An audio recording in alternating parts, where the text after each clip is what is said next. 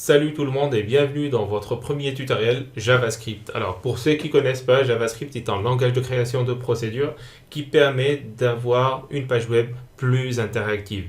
Alors disons que tu as une page web et tu veux y rajouter un bouton déroulant, une calculatrice, un quiz, une barre de navigation, et ben il y a un langage spécifique pour ça qui est appelé JavaScript. Et c'est ce que je vais vous apprendre dans ce tutoriel. Alors, mais avant de commencer, il nous faut avoir deux choses primordiales. La première chose, c'est avoir un éditeur de texte. Vous pouvez utiliser l'éditeur de texte qui vient par défaut dans votre PC, qui est Bloc-Notes.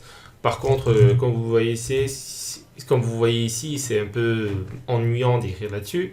Ce qui fait que moi, je vous conseille plus de faire du JavaScript sous Notepad++.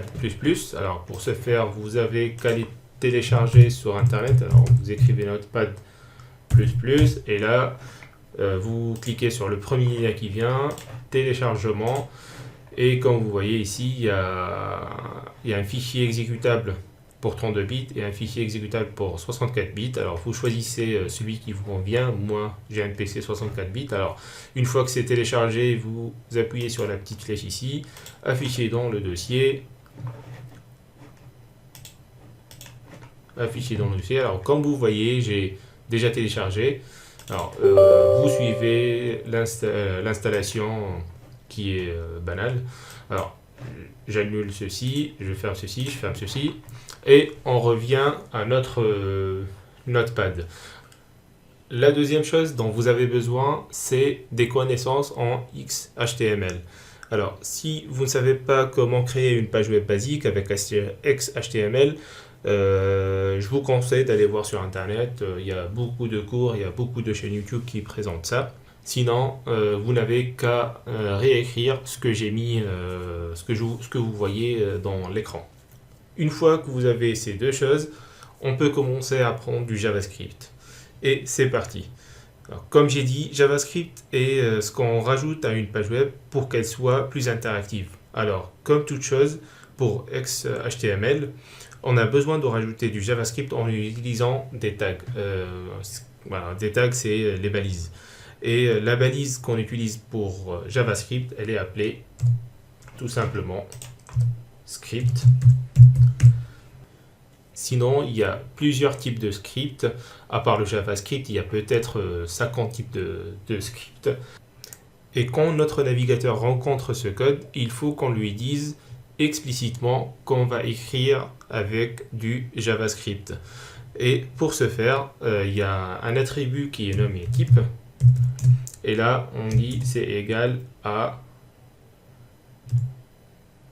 texte slash JavaScript. On ferme ça, on ferme notre balise et on vient fermer toute cette balise en mettant slash script. Et c'est à l'intérieur de ces deux balises qu'on va écrire tout notre code, alors toutes nos lignes de code.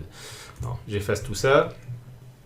Pour commencer, on va écrire un code très simple, une ligne de code, pour vérifier que notre navigateur comprend bien le JavaScript. Alors, écrivez ce que je vais écrire. Document.write. Vous mettez entre parenthèses et un point virgule. Et là, vous écrivez ce que vous voulez. Moi, je vais écrire bonjour JavaScript. Et j'enregistre. Alors, sur Notepad++, si vous venez de créer une nouvelle page, alors vous cliquez ici sur Nouveau.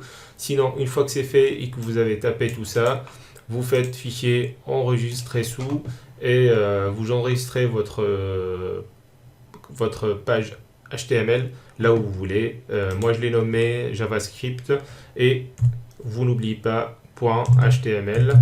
Vous appuyez Enregistrer et ça sera fait. Et comme vous voyez ici, c'est par défaut Google Chrome.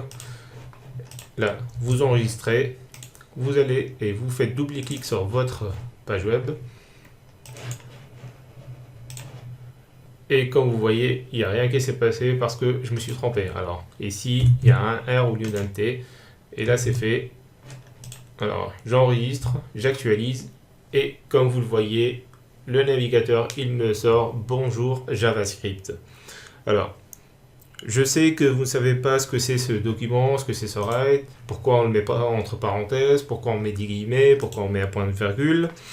Ce que je veux faire, c'est m'assurer que votre navigateur, il comprend bien le langage JavaScript. Alors, comme vous le voyez, vu que moi j'ai bonjour JavaScript, ça veut dire que mon navigateur, il fonctionne très bien. Et si vous êtes à l'école ou quelque chose comme ça et que vous avez ce type de message, c'est que par exemple on a bloqué le site YouTube dans votre école, le site Facebook, et ce qu'ils font généralement, c'est qu'ils bloquent JavaScript et vous avez ce genre de message. Par contre, si vous n'avez pas ceci, ça veut dire qu'il y a une erreur qui s'est passée et il faut régler ceci. Alors, je vais rajouter aussi un autre truc, c'est que dans les anciens navigateurs, quand ils ont commencé à créer Internet et les premières pages web, beaucoup de navigateurs ils comprennent pas le langage JavaScript. Et leur seul but est de comprendre une simple page HTML basique. Et si jamais ils rencontrent ce genre de code, ils vont dire mais qu'est-ce que c'est que ça? Je vais écrire tout ça. Et vous allez avoir tout ce document write bonjour, tout ça écrit dans le navigateur. Et si vous voulez éviter ceci, il y a une manière pour l'éviter en rajoutant une vérification de secours pour les vieilles machines. Parce que, comme vous le savez, quand vous écrivez un code, vous ne savez pas et vous ne connaissez pas votre audience. Alors, vous ne savez pas si celui qui va utiliser votre site, il a une vieille machine ou pas. Alors, pour ce faire, c'est simple. Vous faites signe inférieur, point d'exclamation, double tiret, et à la fin, vous faites double slash, double tiret, et ce qu'il va faire, c'est qu'il va penser que tout ça c'est un commentaire, et vu que c'est un commentaire, alors il va pas le lancer.